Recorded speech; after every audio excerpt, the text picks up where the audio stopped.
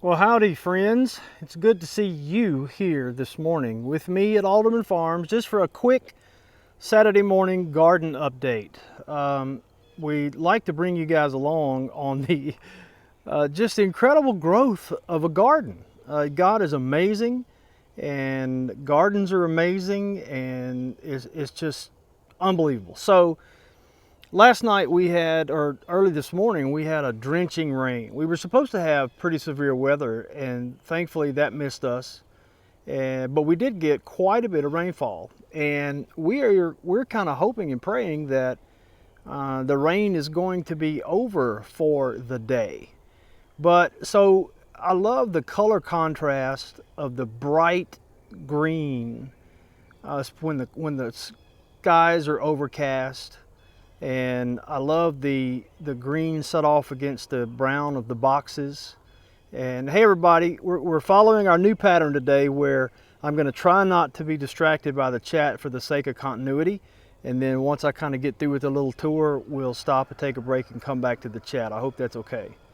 But just look from this angle at, I love how the green stands out against the backdrop of the boxes and so forth.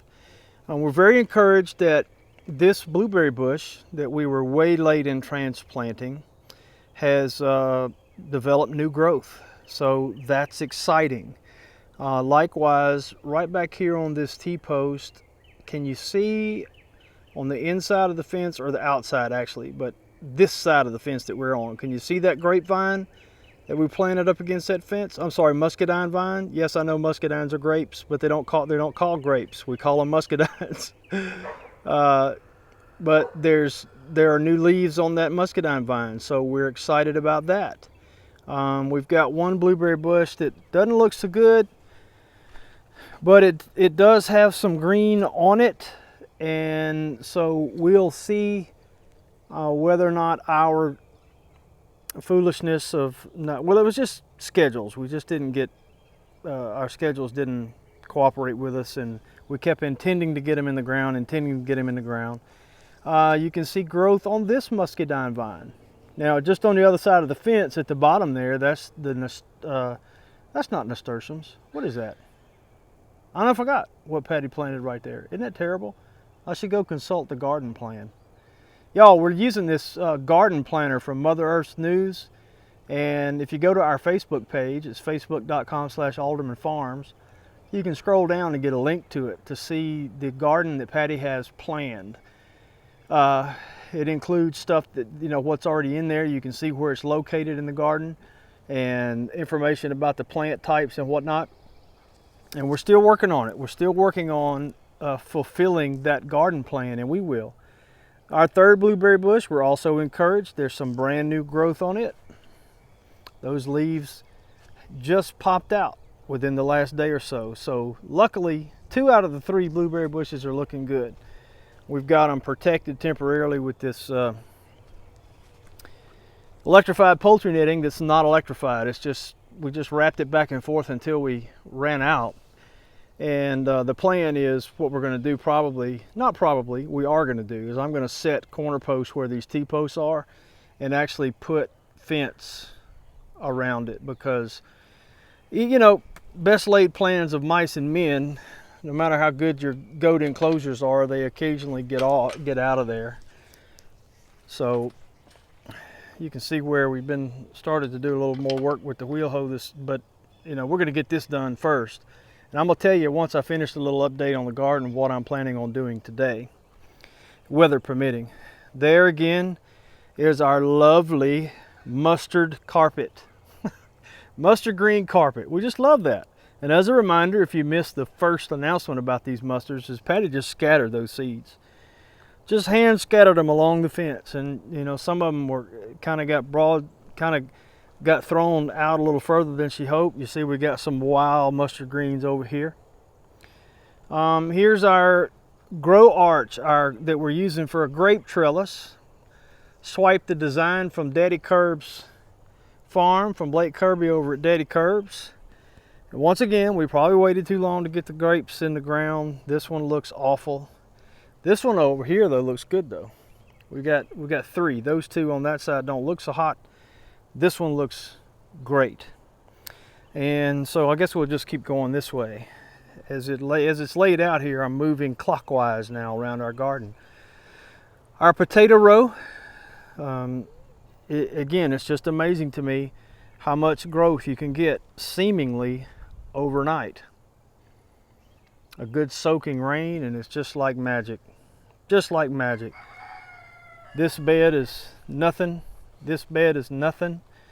This bed is green. It just, you know, we could graze in there, but that's not planted. That's just grass. And you know, it's worth mentioning something that Patty pointed out yesterday. I think yesterday is when we've been doing one of these every day. And yesterday, Patty pointed out the difference between this box that's full of weeds and grasses, this box, and this box. And the difference is this box and this box were covered with leaves. This one, I ran out of time or something. It may have been along the time of the dog attack or something. I don't remember. But for whatever reason, I did not get leaves into this bed. So you can look what the covering did here and here as opposed to here. Isn't that amazing? Now, we're about to move over to the mustard green box, but I want to brace you for it. I think it was the last update we did where Patty talked about her plan was she planted the mustard greens in rows in a box just like this. It's the one to the next. To my left, to the left of your screen. She planted them in rows, and the hope was that they would grow together. Not the hope, she knew they would. The plan was that they would, as they grew, they would cover the area in between the rows and therefore shade out any grass growth.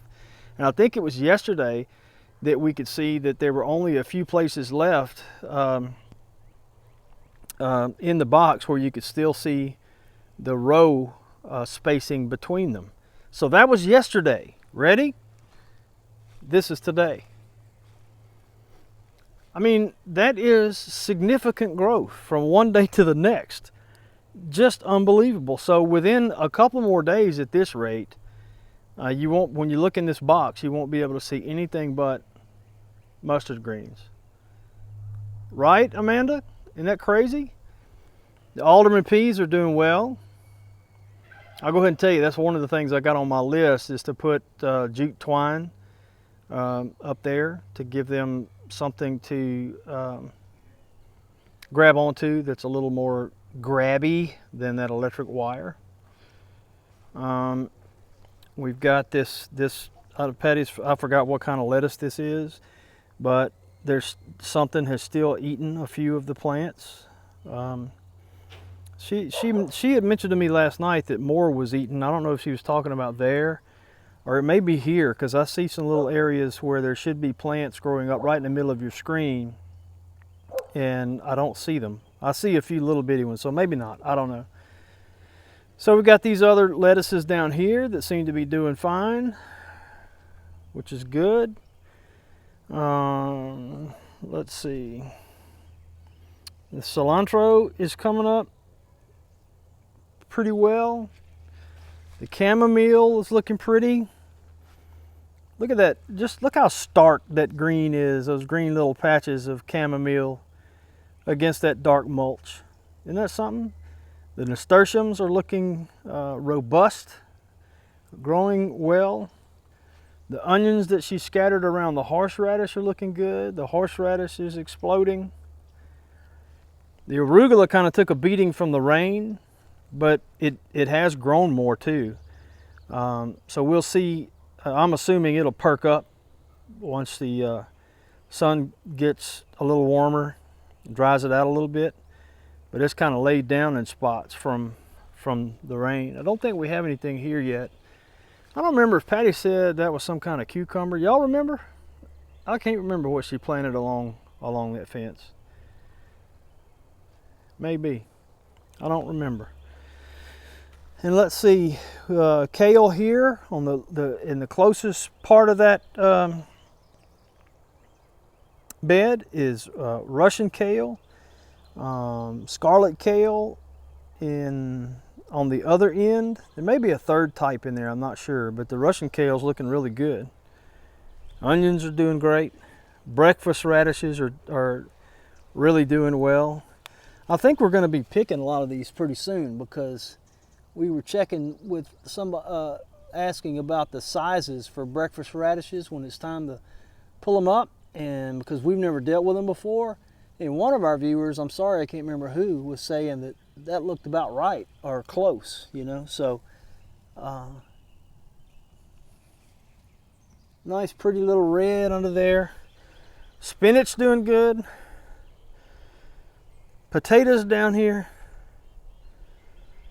So everything's looking lovely, especially green this morning. So just to tell you what my plans are today, of course I tell you already I'm going to be putting up some jute twine over there on the alderman peas to give them something a little better to grab onto.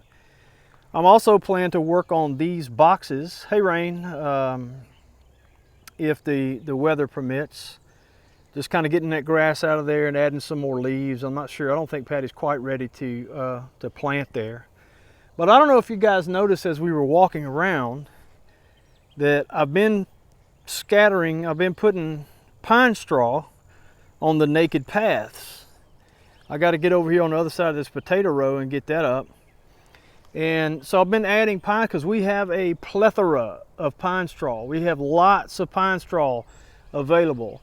We've got pine trees everywhere. And so, weather permitting, I'm gonna get out there and rake up a bunch of more pine straw and come in here and fill up the rest of the dirt, the covered, the naked dirt areas. So I think I'm better than halfway done. I don't know, I didn't measure it. But all over there where the wheel hoe is, that area is naked. I've got this covered all the way down. But I've got to go in between the boxes. So I've got that much to do, that much to do, that much. And I should have done something with this mulch yesterday, but time got away from us. Once I get that mulch where it needs to be, then I'll cover that with pine straw too. Coming back down this way. So I had enough yesterday to start in between these boxes. And so I've got this much to do down here and then all of this area here. So that's my plans for today, weather permitting. I don't know what the forecast is now. Again, it was supposed to be raining all day, but then they adjusted the forecast, and the rain started sooner than they had said that it was going to originally, and so we're hoping it kind of played out. It's still overcast, it's very windy, a little chilly here this morning, a little chill in the air. It's 66, I mean that's not cold, but there's a little chill in the air, so I don't know if that's rain I'm feeling. So we'll see about that. All right, let me scroll back to the chat. Thank you guys for allowing me to sort of halfway ignore you. So we can, I've had people tell me that that was a good idea. We've had comments thanking us for doing it that way, because it does help it flow a little bit. So Dave, thanks for coming. Dolphin Man, Amanda's Garden, Amy, Fuel, Freaky. Thank you, Amanda. We're really pleased. Hey, me, myself, and I. That sounds weird saying it, doesn't it? Can't pretend to be a squirrel. Now here's the problem with ignoring the chat till the end. You have no idea what some of these comments are referring back to. Yep, you can hear the birds. If I was in the barn, you could really hear the birds, the chickens. Howdy from Wisconsin. Oh, hey from Mississippi, Hubbard. Let's see. It's also awkward just saying things like, hey, let's see, as I'm scrolling back through. Thanks, Dolphin. They are beautiful. They really do. Hope the wild mustard don't bite. I hope they do have a little bite. You know, Hubbard Homesteadish wants to know if our garden beds are movable to allow for seasonal grazing for the animals. No, they're not. I mean, technically they are. They're just sitting on the ground. They're not like staked down to the ground or anything. But we have no plans on moving them. We want to build permanent beds so that we can build the soil in those beds. Keep in mind, we've got 116 acres here at AldermanFarms that nobody ever bought. Been in our family 150 years. So we can always create a new grazing area if we need to, but this is our main primary permanent garden spot, and so the beds are planned to be permanent. Even in this area over here, where we still got a few chickens running, the area right on the other side of that white electrified poultry netting, which is electrified, you can see those poles. That's where we plant our snap beans. And we got wires running, and we do take jute twine and go up and down between them when it's time to plant them. But even over there, we're going to build permanent beds. We're not going to do boxes, but we're going to develop beds and just build on those beds about 4 feet. We're going to make rows about, I think 4 feet wide, maybe a little less. I don't remember now. And we're just going to build those rows every year. Build them up, build the soil in those rows every year. And cut with mulch and organic matter and this and that. So the animals will never have access to this anymore. Normally that area, what we do is once we got through with the garden, we would turn the chickens loose in there. We would turn the goats, the cows been in there. Of course, if y'all remember, she got in there one time when we didn't want to and wiped out about half our tomatoes. And then we would let the pigs go in there and get all the grass out. But that was when we were doing things more traditionally. And we want to build permanency because permanent beds are more sustainable. And we just want to do it kind of like God does it in nature. And so yeah, technically if I wanted to move these beds in here, we could, but they're not, that we don't plan to move them. So that was a long answer, and now I got to scroll way back up to see what else I missed. Let's see. Howdy from Missouri. Yeah. 66 is bikini weather in Wisconsin after winter. Yeah. Oh, I didn't mean to be whining about the cold. It's not that. My point was in relation to whether or not it's finished raining here now, is that little coolness in the air still feels like there may be some rain coming. So I don't know. Yep, two family, we love that cattle panel hoop. Got that great idea from Daddy Curb's farm. Cheryl, you don't have any pine straw down there? You can't have none. I'm gonna need all of it. Freaky Geek, I'm glad you can share the life in our garden. So tell me, Palmetto, tell me about the success in the Back to Eden garden. I'd like to know more about that. Oh, did not. Yeah.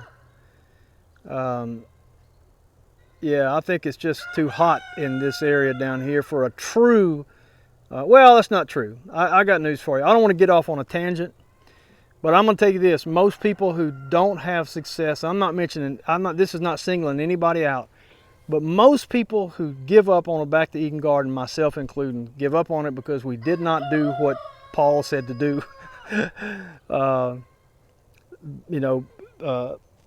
Step by step. They either skip a step and I say that based on reading the accounts of people who are saying that they gave up on it and listing the steps that they take. They either skip putting down a huge layer of organic matter, and I've forgotten, it's been so long I kind of got rid of it.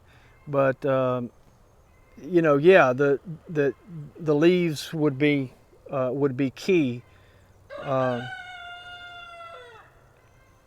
Just oak. Well, use those leaves. I know it wouldn't be the same covering up a naked garden path. Mr. Rain, what's the best option for fencing for movable chicken pastures? Hubbard Homesteader says. That's easy. You're looking at it. You've seen it twice. That's it.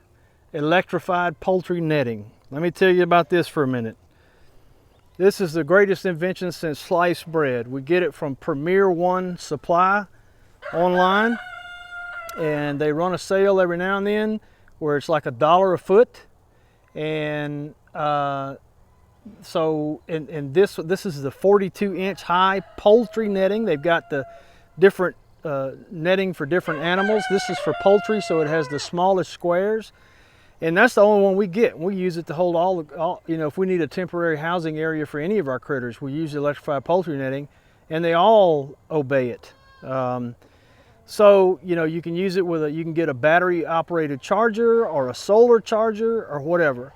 But Patty, by herself, or the point is, one person can move a 164-foot section of this fence by themselves in just a few minutes. There's a trick to it, to folding it up properly, but you can do it. And I can't show you how, because Premier, it's, all right, you spell out the word Premier as you have. I'll tell you what, I'll try to remember to put a link, but it's Premier followed by the numeral 1. Don't spell out O-N-E. Just put, in fact, if you just Google Premier One Supply, you'll find the link, because I think it may be premier1supply.com, but if you just Google Premier, the number 1, and the word supply, you will find the link. And they've got lots of great stuff, but I'm telling you, man, we've got 4 or 5 sections of this stuff. Some of it has gotten messed up over the years a little bit, and we really could get some more. But it is fantastic, and you can use it for anything. But it's designed for and you can link them together, which is important. If you need more than 164 feet, you can get as many as you want to. And let me see. This one has got the clip messed up on the end. Yeah, maybe I can show you over here. Yeah, Green Gables, you may be right. It may have supplies. It may have an IES on the end of it. So, nope, I don't have a good section to show you. But what I was going to point out is that there's a clip on both ends of each section of the fence, and you can clip them together and make it as long as you want. You know, one end would clip to the power source, and then the other end would clip to your next section of fence, and you can make them just as long as you want to. But I highly recommend them. I'm not an affiliate, so I won't get anything if you buy that, but it's good stuff. Unless I can find a Amazon link, and they may have one, I don't know. All right, let me scroll back up. You guys are talking too much. And it's so hard for me to.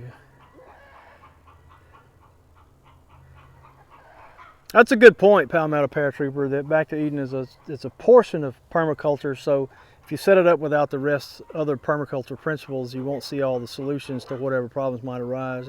That's a good point. All right, Suburban, go run with your dogs. We'll be here. It'll be back later. Hey Eli, how are you? Thanks, Cheryl. The garden's looking nice. We think so. We really appreciate that. All right, let's see. Sorry to the viewers watching this on the replay. I'm just going through the chat, making sure that I haven't missed any important questions. All questions are important, I guess. Yeah, you're right, Mr. Rain. That temporary fencing is just the way to do it. And again, no, you're right, Freaky Geek. The fencing is not protection from hawks. And you know, I mean, here in Mississippi we have hawks just like everybody, but we haven't had a problem really. I don't know why. I can't explain that, but we don't have a big problem with hawks. We're surrounded by trees. But many of our chickens are out in the slap wide open, so you know, they can. Hey Jay, you know, they've got shelter they can get in to hide. You know, so anyway, okay guys, well, we've been on almost 25 minutes, and we appreciate you joining us. But I can't stand here and yap all day. I got to get busy while the rain is held off. And hoping it'll hold off most of the day. If so, we will get a lot done in the garden at Alderman Farms. So thanks, Kitty. Thank you guys for joining us. We always appreciate you tagging along and following us on our updates. We really enjoy these little impromptu garden updates, especially when we've got something to show. And it seems like this is the time of year where every day you can walk out here and see some growth. And when we do that, you know what we do? We just stop and say, Lord, you're too kind to us. Thank you for your amazing creativity and your ability to make things grow.